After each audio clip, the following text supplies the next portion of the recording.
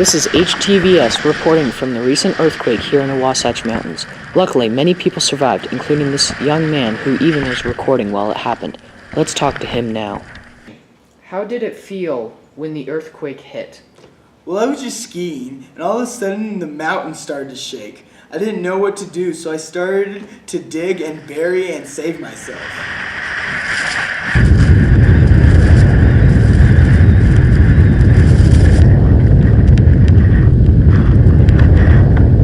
Wow, that's amazing.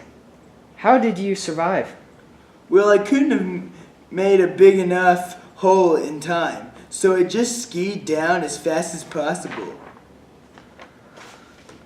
Thank you, Stephen.